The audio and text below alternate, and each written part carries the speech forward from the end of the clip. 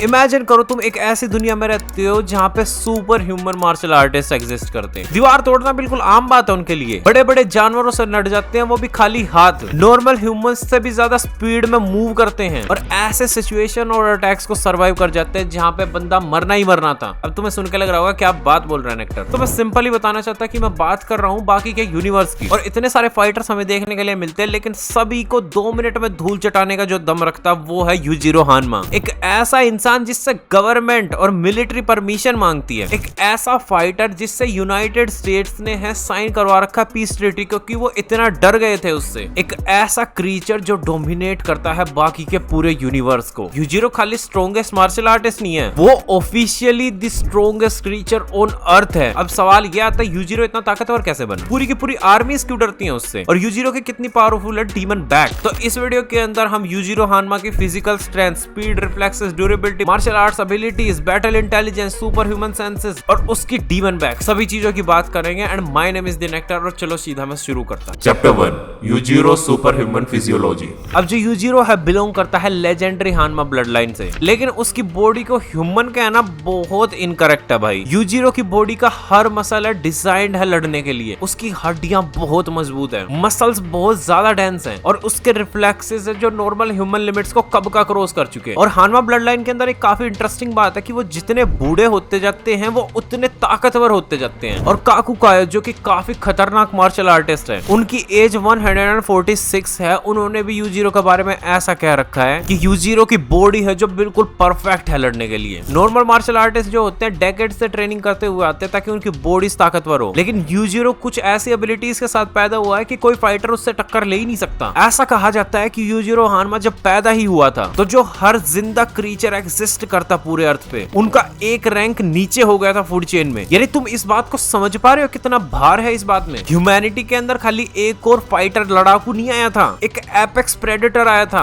Yujiro का खाली presence है जो काफी सारे एक्सपीरियंस वॉरियर्स को डरा देती है। काफी खतरनाक फाइटर्स जो कि मौत के मुंह से वापस आए, वो यूजिरो से बात नहीं करना चाहते, वो डरते हैं उसके ऑरा से। खाली उसका गुस्सा भी है पूरी बिल्डिंग को हिलाने का दम रखता। अगर तुम यूजिरो के सामने आ गए ना, तुम पेंट में ही मूत दोगे, उसको घुसा मारने की भी जरूरत नहीं तुम्हें। और यूजिरो की बॉडी और भी ज्यादा टेरिफाइंग हो जाती है जब उसकी बैक एक्टिवेट होती है, यानी डीमन बैक। एक ऐसी एबिलिटी जो कि काफी ज्यादा ताकतवर है, तो इसके लिए मैं एक अलग सेक्शन में ही बात करूंगा। लेकिन अगले चैप्टर की ओर बढ़ता मैं। Chapter 2 Yujiro's monstrous strength. Yujiro Hanma सबसे ज्यादा ताकतवर है मॉडर्न बाकी वर्ल्ड में। और सबसे खतरनाक अगर मैं फीट्स की बात करूं तो यूजिरो जब खाली 16 साल का था, एक टीनेजर था, जिस टाइम पे शायद तुम्हें पता भी नहीं होगा चीजें किस तरीके से वर्क करती है। तो उसने उस टाइम पे स्कूल अटेंड नहीं करा था, बल्कि वो एक एक्टिव वॉर जोन के अंदर था। और उसने कोई आर्मी ज्वाइन नहीं करी थी, उसने एक आर्मी से लड़ा था और सिंगल हैंडेडली यूजिरो वहां पे जीता था। गन्स भी उसे रोक नहीं पाई थी, एक्सप्लोसिव भी उसे हरा नहीं पाए थे, मिलिट्री की स्ट्रेटेजीज भी उसके घुटने नहीं टिकवा पाई, और वो खाली टीनेजर था। और यूजिरो की ये स्ट्रेंथ देख के यूनाइटेड स्टेट्स की जो मिलिट्री अब वो भी डर गई थी उससे, और उन्होंने एक ट्रीटी साइन करवा ली उससे, एक पीस एग्रीमेंट करवाया कि यूजिरो और अमेरिकन गवर्नमेंट के बीच में कभी भी कोई लड़ाई नहीं होगी, वो हमेशा पीस रखेगा। यानी तुम एक बात सोचो कि एक इंसान ने एक पूरी कंट्री को डरा दिया, और जिसके पास आर्मी भी नहीं थी, उसकी खुद की कोई कंट्री भी नहीं थी, ना उसके पास न्यूक्लियर वेपन था कोई, लेकिन उसकी ये सबसे ज्यादा खतरनाक फीट नहीं है। एक और खतरनाक किस्सा बताता यूजिरो का तुम्हें, जो तुम्हारा दिमाग फाड़ देगा। एक बार हमें देखने के लिए मिलता है कि यूजिरो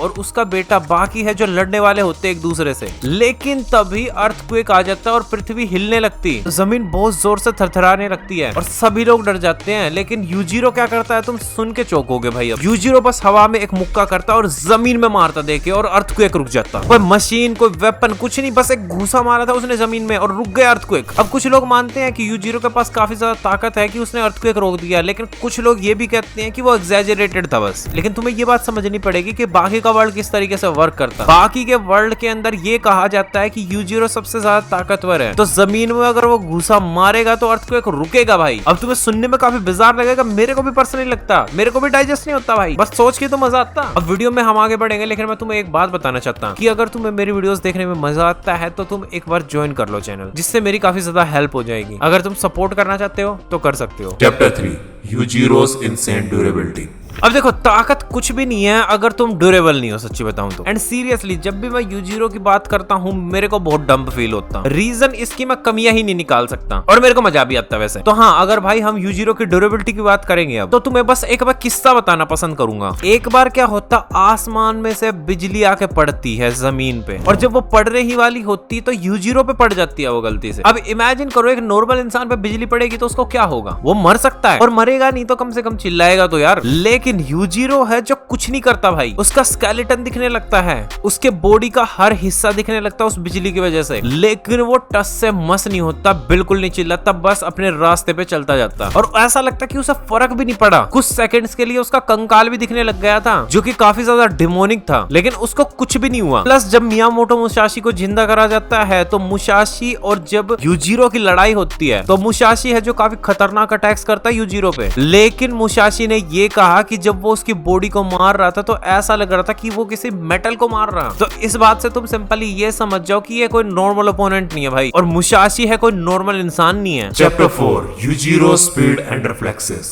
अब देखो ये पॉइंट जब उठता है तो बड़ा एक इंटरेस्टिंग सवाल आता है। यूजीरो इतना ज्यादा बड़ा है, इतने सारे मसल्स है उसकी बॉडी पे, वो इतना ज्यादा ड्यूरेबल है तो वो फास्ट नहीं हो सकता क्योंकि उसका वेट ज्यादा है बॉडी का। लेकिन तुम यहाँ पे भी गलत हो भाई, उसके मूवमेंट्स इतने ज्यादा फास्ट है कि एक नॉर्मल इंसान अपनी आंखों से देख ही नहीं सकता। एक मूवमेंट तुम्हें लगेगा कि यूजीरो बहुत दूर है, तुमने आंख झपकाई तुम्हारे सामने और तुम्हारी फट जाए, वो तुम्हारे ब्रेन से ज्यादा फास्ट मूव करता और उसके अटैक्स सुपरसोनिक लेवल के हैं। और सबसे इंटरेस्टिंग बात ये है कि जो उसकी ड्यूरेबिलिटी है और उसकी स्पीड है उसकी वजह से वो और ज्यादा डेडली हो जाता। उसके रिफ्लेक्सेस इतने ज्यादा इंप्रेसिव है कि तुम कहोगे वाह क्या बात करी है भाई, यूजीरो को पकड़ना नियरली इम्पॉसिबल है और अगर वो तुम्हारे पीछे लग गया तो तुम्हारी ऐसी तैसी। Chapter 5 the ultimate martial arts genius. अब देखो तुम्हें लगेगा कि भाई ज्यादा बोल रहा भाई यूजीरो के बारे में तू नेक्टर, इतना तो खतरनाक नहीं होगा ये। लेकिन अब सुन भाई मेरे, तू यूजीरो ने इतनी सारी चीजें मार्शल आर्ट्स में मास्टर कर रखी है कि वो किसी की भी ऐसी तैसी कर सकता। Karate, boxing, wrestling, judo, Chinese kenpo, military combat, grappling, pressure point techniques, Yujiro का ये सब कुछ आता है। एक सेकंड में तुम्हें लगेगा कि तुम यूजीरो को हरा सकते हो क्योंकि तुम्हें ये आता है, कोई भी टेक्निक लगा लो वो। लेकिन यूजीरो है दूसरे सेकंड तुम्हें धूल चटवा के रहेगा, वो तुम्हारी वीकनेस जानता है, प्लस वो तुम्हें कॉपी भी कर लेगा अगर उसे तुम्हारी टेक्निक नहीं आती होगी तो। और यूजीरो है कोई टेक्निक के साथ वैसे लड़ने वाला इंसान है भी नहीं, वो बस प्योर स्ट्रेंथ के साथ लड़ता, लेकिन ये तो उसने एम ही सीख रखी है। लेकिन इमेजिन दैट कितना फनी सिनेरियो है कि तुमने 10 साल 20 साल कोई चीज सीखी और यूजीरो तुम्हारे सामने आया और तुम सोचोगे कि मैंने ये सीख रखा तो मैं निपटा दूंगा इसको, वो इंस्टेंटली तुम्हारी कॉपी मारेगा और तुम्हारी फाड़ के रख देगा। और यूजीरो के बारे में एक और डरावनी बात ये हो जाती है कि उसके पास मार्शल आर्ट्स का पूरा नॉलेज है लेकिन मोस्ट ऑफ द टाइम वो यूज भी नहीं करता और फिर भी जीतता। ये कितना बिजार है सोचना, एक बार ये सोचो तुम। चैप्टर 6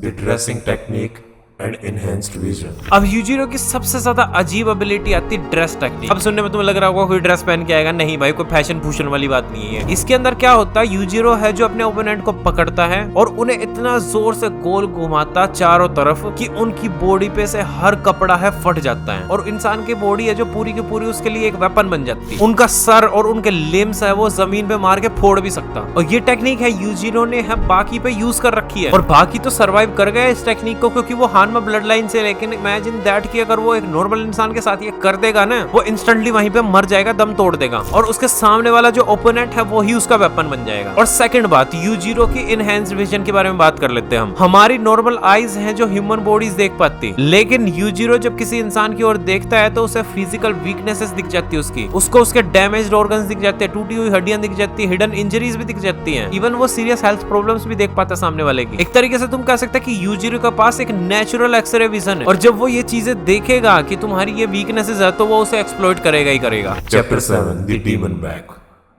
अब जो डीमन बैक है वो काफी ज्यादा रेयर पावर है जो कि खाली कनेक्टेड है हानमा ब्लड लाइन से। और जब ये डीमन बैक एक्टिवेट होती है तो मसल्स है जो यूजर की और ज्यादा टेरिफाइंग हो जाती हैं। उसकी कमर पे एक काफी डरावना डीमन जैसा चेहरा बन जाता है और ये खाली विजुअल ट्रांसफॉर्मेशन नहीं होती, खाली देखने में तुम्हें लग रहा हो ओ इसकी बॉडी है जो फैल गई, इससे और ज्यादा ताकत मिलती है सामने वाले को। जैसे कि ओलिवा और बाकी की जब लड़ाई हो रही थी तो ओलिवा है काफी ज्यादा ताकतवर था बाकी से, लेकिन बाकी ने जब डीमन बैक एक्टिवेट करी उसने उसको हरा दिया। और इमेजिन करो यूजीरो ने ओलिवा को है without without demon back activate करे हुए हराया है। और अगर यूजीरो है डीमन बैक एक्टिवेट करेगा तो क्या होगा, मैं बता देता हूँ तुम्हें क्या होगा। उसकी स्पीड, अटैक, स्ट्रेंथ सब ताकतवर हो जाएगा और ज्यादा। और हमें देखने के लिए मिला है एक बार जब यूजीरो ने डीमन बैक एक्टिवेट करी, जब यूजीरो और काकू कायो की लड़ाई हो रही होती है तो काकू कायो के पास है 100 साल से भी ज्यादा का है मार्शल आर्ट्स का नॉलेज है, और यूजीरो हार रहा था थोड़ा थोड़ा, तो यूजीरो ने डीमन बैक एक्टिवेट कर दी। और उसके बाद काकू कायो ने एक काफी खतरनाक स्ट्रेटेजी खेली ताकि वो मरे ना। उसने टेम्पररली अपना दिल ही रोक दिया, नहीं तो यूजीरो ऐसी तैसी कर देता उस समय पे उसकी। लेकिन अभी भी एक काफी खतरनाक मिस्ट्री रह जाती बाकी यूनिवर्स के अंदर कि यूजीरो है जो अभी अपने फुल पोटेंशियल पे है। ये सवाल बिल्कुल अनक्लियर है। ये सवाल अभी भी खटकेगा कि भाई यूजीरो अभी 100% पे है अपने, और काफी हाई चांसेस है वो नहीं है। बट इमेजिन जब वो अपने 100% पे होगा तो क्या होगा। और इस सवाल को मैं छोड़ देता हूँ तुम्हारे लिए, तुम इसका जवाब दो कमेंट सेक्शन के अंदर मेरे को। तुम्हें यूजीरो के बारे में सबसे ज्यादा डरावनी बात क्या लगती है कमेंट सेक्शन के अंदर मेरे को जरूर बताना। बाकी चलो इस वीडियो को इतना ही रखते हैं। अगर वीडियो पसंद आई तो लाइक शेयर सब्सक्राइब कर देना। And thank you for watching this video. This side and I am signing of.